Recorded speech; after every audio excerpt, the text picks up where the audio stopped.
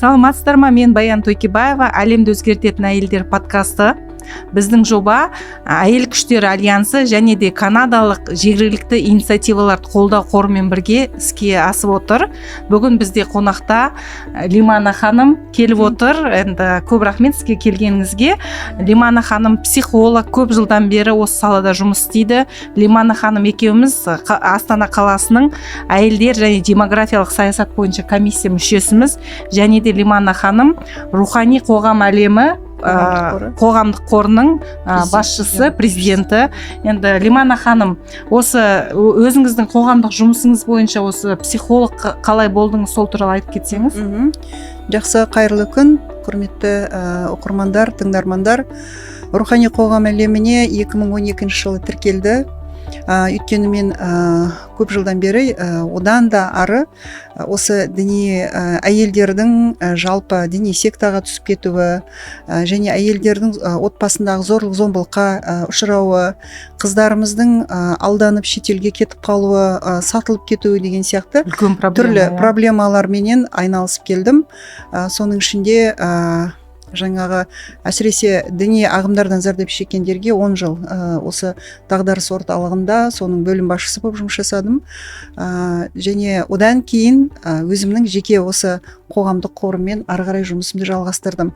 Қоғамдық қорды ашу себебімде өзі аяқ астынан былайша айтқанда жоспарсыз болды. Өйткені маған жаңағы қалалық психолог болғандықтан көп әйелдер келеді. Ол әйелдердің барлығының проблемасы отбасы зорлық зомбылығы және қаржылық жаңа қысымға ұшыраған және әлеуметтік қиындықтар, осындай жұмыссыздық проблемалары, жалғызбасты деген секілді сол проблемалардың барлығын үнемі жаңағы көмектесе келе менде бір клуб құрылды. Сенім деген клуб құрылды. Сол клуб қыздар клубының жаңағы көп жылғы жұмысы аясында осы әкімшілік тарапынан сіз неге қоғамдық қор ашып алмайсыз? Өйткені сіздің жаңа кеңсеңіз болады, тұрақты өзіңіздің жұмысыңыз болады деген сондай ұсыныстар болды. Содан кейін қоғамдық қор құрылды. 2012 жылдан бері жұмыс жасап келе жатырмын. Керемет, Лимана ханым. Шынын айту керек, қазір бізде қоғамда осы зорлық зомбылық мәселесі көтеріліп отыр ғой. Осы заң қабылданды. Соның себебі неде деп ойлайсыз? Өйткені бізде былайша айтқанда ол тоқтаған жоқ. Өйткені ары қарай асқынып жатты, кісі өліміне алып келіп жатты. Өйткені өздеріңізге белгілі қоғамдағы үлкен жаңағы дүрбелең тудырған әйелдің мысалға жолдасының, өздеріңіз білесіздер, прям елдің алдында өртеп жібергені, мұғалім, одан кейін қаншама қыздарымыз зорлыққа ұшырап жатқаны, одан кейін жаңа қаншама қыздар өз-өзін балаларымен бірге лақтырып терезеден өз-өзін суицид жасаған. Осындай мәселелер ол тоқтаған жоқ, керісінше жаңа күшейіп кетті. Себебі, оның бірден бір себебі, мысалға отбасындағы қиындық жаңағыдай жүзекке хабарласы барамыз, оның ішінде мен де барып жаттым бірге жұмыс жасағандықтан. Сонда мысалға заң болмағандықтан, қатаң заң болмағандықтан, олар үнемі жауапсыз қалып қойды. Әрине, кісі өлімі болса жауапты, былай күнделікті соққыға оған не жоқ, жауап норма ретінде, бұл норма, енді ол отбасы ғой. Қазір алмай. Сіздер мысалға кетесіздер, кеткеннен кейін ол қайтадан басталады деп, қайтадан міне осындай енді оған міндетті түрде заң қолдану керек болды. Енді осы жаңа заң қабылданды ғой. Содан бері бір өзгерістер болып жатыр ма? Сол туралы білейін деп едім. Сіз енді күнбе-күн енді осы әйелдермен зорлық зомбылыққа ұшыраған әйелдермен жұмыс істеп жатсыздар ғой. Одан азайып кетті деп айтуға болмайды, бірақ кішкене болса да бір тынышталған секілді. Себебі қазір барлығы мына өздеріңізге белгілі атышулы жаңағы салтанаттың тағдыры. Осыған байланысты, салтанаттың тағдырына байланысты көп мысалға қыздарымыз да, әйелдер де, мысалға ер азаматтар да өзінің осы жасап жатқан жаңағы әрекетінің заңсыз екенін және оның қылмыс екенін түсінгендей. Өйткені қыздар хабарласып, менің өмірім салтанаттың өміріне ұқсас екен, жаңағы бұның агрессор екенін енді түсініп жатырмыз. Бізде өкінішке орай көпшілігінде өзін агрессормын, әйел адам өзінің сол жаңағы не екенін, жаңа қорланып, зорланып жатқанын біле бермейді деп айту керек. Оны кәдімгі қарапайым норма деп қабылдағандықтан да ол жалғасын таба береді. Тоқтамайды ол нәрсе. Осы Лимана ханым зорлық зомбылықтың неше түрлері болады ғой енді, экономикалық, психологиялық, сол осы психологиялық зорлық зомбылық дегеніміз не? Психологиялық зорлық зомбылық мысалға күнделікті оған қол көтермесе де, оған жаңағыдай қалай айтсақ екен, тепкілеп ұрмаса да, бірақ күнделікті критиковать ету, Рұқсат мысалы, бермеу. үйден шығармау, мысалға телефонын қолынан тартып алып қою, сосын тіпті киетін киімі, жаңағы өзінің қарайтын киносы, сөйлесетін адамдардың барлығын сол жаңағы қадағалап, қатаң бақылап отыру, сондай бір жан жақты, былайша айтқанда, қысымда ұстау. Бұны психологиялық қысым деп айтуға болады. Бізде көпшілігінде оны да психологиялық қысым екенін біле бермейді, мойындай бермейді. Өйткені оны да қалыпты деп ойлайды, ер азаматтар да ойлайды, ол жаңағы әйелдің өзінің жеке құқығы бар екенін, өзінің жаңағы территориясының бар екенін біле бермейді көпшілігінде, солай қысымда өмір сүріп жатады. Тіпті ер мен жаңағы жас жігіт пен қыздар да бірге кездесіп үйленуге жаңағы бел байлап, былайша айтқанда сөйлесіп жүрген өзінде де кәдімгідей махаббатты қысым көрсету арқылы дәлелдегісі келеді. Мысалға ешкіммен шықпа, киноға барма, қыздармен қыдырма, Қысқа киме. қысқа киме, мейлі одан кейін жаңағы телефоныңды көрсет, бүгін кімге звондадың, кім саған жазды, WhatsApp-тың бәрін тексерем деген секілді. Міне осының барлығы психологиялық қысым. Ертең агрессор мысалға ол таяққа жығылуы мүмкін, одан да керемет жаңа қиындықтар туындауы мүмкін, соны біле бермейді мысалға. Ол дұрыс емес. Әркім өзінің құқығын қорғай білуі керек. Бірақ соны көпшілігінде біле бермейді. Енді осы агрессор деген кім ол? Ол қайдан келеді? Былай қарасаң, енді қыз бен жігіт болып жүргенде бәрі жақсы ғой. Сол артынан осылай ұрып соғып, өлімге шейін жетіп жатыр ғой.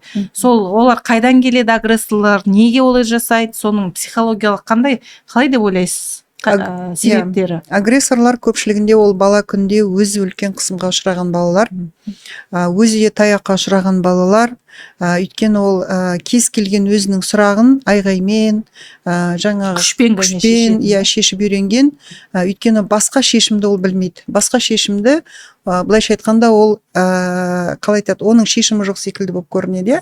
Біз элементарно мысалға балалар даладан жылап келіп жатады, ұрысып қалады кішкентай кезінде. Сол кезде не істейміз? Сен одан қай жерің кем, неге ұрмайсың? Сен одан не жігітсің ғой, не қорқасың ба деген сияқты. Керісінше балаға не жағдай болды, не себептен жылап тұрсың? Жаңағы мен де солай болғам.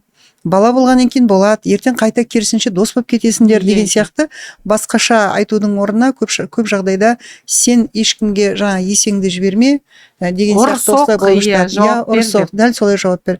Еркек секілді жауап бер деген секілді. Міне осындай нәрсе өсе келе ол өзін қорғаймын деп, мысалға кез келген реакцияға, эмоцияға қолын ала жүгіреді мысалға. Шындап келгенде ол үйде батыр, көшеде қорқақ та болуы мүмкін. Көп жағдайда ол агрессор деген адамымыз мысалға сырты өте жуас, өте биязы, сондай адам болып көрінуі мүмкін, бірақ үйде ол батыр. Үйде мүлдем басқа. Енді бізде зорлық зомбылық болып жатқанда, біз енді тек қана агрессорға емес, бұл жерде енді екі жақтында немес қателігі бар ғой. Әрине. Былай қарасаң, сонда әйелдер жағынан әйелдерде сонда қандай қателіктер, олар не істеу керек? Мысалға, әйелдер көп жағдайда өзіне агрессорды таңдап алады. Мысалға, бізде қазір дағдарыс орталығында жатқан әйелдер бар, солармен сөйлесіп қарасаңыз, психологиялық тұрғыда өзінің жертва екенін, мысалға, өзінің осындай бір қателіктер бар, өзін танып білу керек, өзімен жұмыс жасау керек деген кезде уақыт жоқ деп қалады. Уақыт жоқ. Мен қазір мысалға табыс тауым керек, мен жұмыс жасауым керек. Мәселе менде емес, проблема ол жақта деп қарайды. Шындап келген кезде проблема әйелдің өзінде де бар. Мысалға, екінші рет тұрмысқа шыққан кезде дәл сонда агрессорға қайтадан тұрмысқа шығады. Тағы да балалы болады, тағы да таяқ жеп жатады. Сонда айтады, өмірге өкпелеп жатады, тағдырға өкпелеп жатады. Неге менде осылай? Бірақ өзінің жаңағы тұлғалық менін қалыптастыру, өзін жақсы көру, өзін жақсы көру, өзін тұлғалық менін қалыптастыру, былайша айтқанда, өзінің білімін жетілдіру, рухани жетілу деген сияқты, осындай нәрселерді мысалға өзімен жұмыс жасау керек, өзі түсіну керек. Неге мен жертвамын? Неге мен жаңағы тәуелдімін? Зависимость деп айтады. Ол үнемі өзі қорқақ, болмаса өзіне сенімсіз болғандықтан, үнемі солай бір айтады ғой, батыр секілді, сондай бір агрессивный адамдар жігіттерді жаңағы өзіне қорғаныш ретінде таңдап алады, тауып алады, иә. Шын мәнінде ол неден қорқуы мүмкін, иә, ол ешқандай да біз сондай қоғамда өмір сүріп жатырмыз, ештеңеден қорқу қажет емес, ең бастысы білім керек, ең бастысы өзіңізді жаңағы қорғай білуіңіз керек, заңды білу керек, өзіңіздің құқықтарыңызды білуіңіз керек. Сол кезде ешқандай да жаңағыдай қатты жаңағы айғайлайтын, жаңа қол көтеретін, не болмаса жаңа мені қорғайды деген сияқты жалған сондай жаңа батырларды таңдау қажет емес. Қараңыздар, бір қызығы, мысалға, сол агрессор егер өзіне сенімді, өзін жақсы көретін, құрметтей білетін әйелдерді қол көтермейді оларға. Қорқады. Иә, олар қол көтермейді. Сол секілді, мысалға, оның ішкі несі болмысы деп айтайықшы, энергиясы, болмаса өзіне көңілі толысқан деп айтайықшы, сондай жан жақты оқыған, өзіне сенімді қыздар еш уақытта оған қол көтермейді. Лимана ханым, енді өзіңе сенімді болу үшін мысалға әйелдерге психологқа бару керек па, не істеу керек, қандай шаралар қолдану керек, қалай ойлайсыз? Ең бірінші мен айтқым келеді, өзінің кім екенін, мысалға, жертва ма, яғни өзі таяқ жейді ма, өзі үнемі осындай қателікке ұрынып жатыр ма, ол ең бірінші орында оны мойындау керек. Иә, мысалға, айтады ғой, өзінің агрессор екенін мойындау керек, жертва өзінің жертва екенін мойындау керек ең бірінші орында. Енді қай жерде мен қателестім, менің қай жерде осы қателігім бар, сол проблемаменен терапиядан өту керек, өзінің жарақаттарын жазу керек.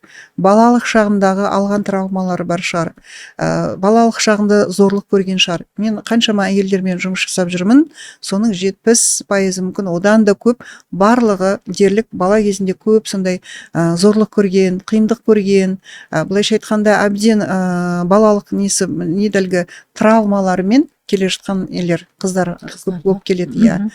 Сосын мысалға мен жаңа айтып өттім, 10 жылдай осы дағдарыс орталығында өзім жұмыс жасадым, сонда да біз солардың жаңағы психологиялық портреттерін жасап шықтық. Иә, соны айтып кетіңіз, сонда психологиялық портреттерін жасаған кезде олардың басым көпшілігі жоғарғы білімі жоқ болатын.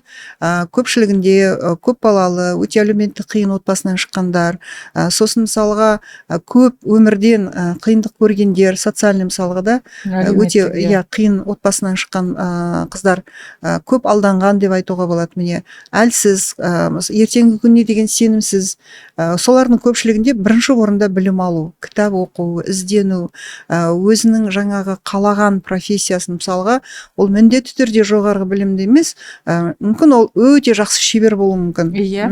Мүмкін керемет тамақ дайындап, керемет тігінші болуы мүмкін, өзінің кәсібін жасау, мысалға, игеру, сосын ешкімнен көмек күту керек емес, тек өзіне ғана бірінші орында өзінен жаңа көмек алу керек. Өзінің қолынан келгенін жасап, соны еңбекке өзін баулып, өзінің жаңағы махаббатпен, сүйіспеншілікпен, кішкентай ғана нәрсе болса да, соны үлкен жаңағы дүние ретінде жасау керек. Сол кезде ақша да жаңағы өзінің қалаған дүниелерінің бәрі болады. Егер мысалға оның жан дүниесі өте бай болатын болса, оған да дәл сондай жақсы адамдар өмірде кездеседі. Лимана ханым, онда бақытты әйел деген кім? Бақытты болу үшін не істеу керек әйелдерге? Иә, бізде көпшілігінде бақытты болу үшін біз ойлаймыз, жаңа дүние, көпшілігінде қаржылық жағдай өте жақсы болу керек деп. Бірақ шын мәнінде сол қаржылық жағдай өте жақсы боладыра, бақытсыз қыздарымызда аналарымыз өте көп. Ең бастысы бақыт қайда? Ол қазіргі осы сәтте сенің мысалға денің сау, аяқ қолың бүтін, мысалға не мүгедек емессің, ең бастысы сен жұмыс жасай аласың, оқуға да болады, ізденуге де болады. Осы сәттің өзі де бақытты деп ойлаймын мен. Мысалға бүгінгі күніңіздің аман есен осындай бір жақсы жайма шуақ, жақсы кісілердің ортасында отырудың өзі де бақытты деп ойлаймын, бақыт. Қалған нәрсенің бәрін қолмен жасауға болады. Ең бастысы армандай білу керек. Ең бастысы алдымызға мақсат қоя білуіміз керек. Сонда барлығы шешіледі. Осы жақында ғана мектептің мұғалімі, мен осы бір не болды, жаңағы 2000 теңге лотереямен 80 миллионға пәтер ұтып алды. Мен соған қарайып, кәдімгі қарапайым мұғалім. Міне, армандаған арман орындалды. Неге орындалмасқа? Лимана ханым, біз екеуміз енді қалалыққа, Астана қаласының демографиялық саясат жөнінде комиссия мүшесіміз ғой. Сол осы комиссияда қандай жұмыс атқарасыздар, не істеліп жатыр? Комиссияның жұмысы туралы кішкене айтып кетсеңіз. Иә, біз осы комиссияда жұмыс жасап жүрген кезде біз көпшілігінде жанұяменен жұмыс жасадық өткен жылдары. Бізге қаладағы жалпы қала бойынша сұрақтар мен аналар, жаңағы отбасылар, қиын жағдайға түскен отбасылар келеді. Сол аналарға көмек беріп жатырмыз. Мысалға, мен өз тарапынан психологиялық тұрғыда болмаса жаңағы кеңес беріп жатамын. Мысалға, денсаулығы бойынша қиындық туып жүрген болады. Кейде жаңағы ауруханаға жатуға, мүмкін оның бір қандай да құжаттары дұрыс емес, мүмкін мүгедектікке өте алмай жатқан аналар бар, оларға көмек беріп жатты. Одан кейін әлеуметтік жағдай, мысалға, пәтерге тұру, кезекке тұру, және дәл қазіргі уақытта пәтер ақысын төлей алмай далада қалып жатқан, қыс ауасында далада қалып жатқан қаншама отбасыларға осы комиссия мүшелерінен жақсы көмектер болды. Соның ішінде өзіңізде қаншама көмек беріп жатырсыз. Енді Лимана ханым, көп кісілер осы ойлайды, мен психологқа барсам, мен псих емеспін ғой, неге мен барам, барғысы келмейді, немесе ұялады, сондай стереотиптер бар ғой. Ол еркектердің арасында да бар, әйелдердің арасында да бар. Сонда осы айтыңызшы, психологқа неге бару керек, кім келеді сіздерге, бір кейстер туралы айтып берсеңіз. Психологқа көп жағдайда керісінше білімді, өзінің жан дүниесіндегі болып жатқан, мысалға, түсініксіз өз үшін, түсіне алмай жатқан, мүмкін ой бөліскісі келетін шығар, мүмкін пікір алмасқысы келетін шығар. Психологтар біздер ақыл айтып, болмаса оларға бір жол сілтемейміз, бірақ ол адамның өзінің жаңағы көкейіндегі жүрген сұрақтарының жауабын табуға көмектесеміз. Өзі табады, бірақ та соны бағыттайсыз. Біз бағыттап жібереміз оған. Кейс айтатын болсақ, мысалға, кішкентайлы бола алмай, мысалға, бірнеше рет экоға барып, соны жасай алмай, былайша айтқанда үнемі ол сәтсіз аяқталып жүрген бір жаңа келіншектің тағдырын айтатын болсақ, ол маған келген кезде жаңағы айтады, менде үнемі қорқыныш, үнемі жаңағы дұрыс болмай қалатын секілді. Біз сөйлесе келе, оның ішкі жан дүниесіндегі жатқан ішкі жаңағы кедергілер деп айтайықшы, қорқыныштар, үрей, солармен жұмыс жасау арқылы келесі оның экосында өте сәтті аяқталды. Және бір мысалға осы бір ананы айтайық, ол 9 жыл дұрыс тамақтанбаған. Өйткені қатты сондай немен жаңағы конфликт, енесімен конфликт, жаңа жолдасымен конфликт болады. Былайша айтқанда, ол үнемі сондай өзінің ішкі психоэмоционалды қысым көруден тамақ жемей қалған, анорексиямен ауырады екен кәдімгідей. Дәрігерге қаралады, оны кәдімгідей түрлі жаман ауру деп ойлайды. Бірақ шындап келгенде оның мәселесі психологияда екен. Ол тамақ жеуге қорқып қалған. Жұтсам, қазір мен шашалып қалам. Шашалып қалсам, ол кезде мен демала алмай қалам, өліп қалам деп ойлайды екен де. Бірақ жаймен жұмыс жасай келе, қазір толыққанды дұрыс тамақтанады. Мысалға, осындай өте көп кейстер көп. Лимана ханым, онда біздің қыз келіншектерге, біздің көрермендерге бір өзіңіздің лайфхак дейді ғой, бір-екі қандай немене бересіз?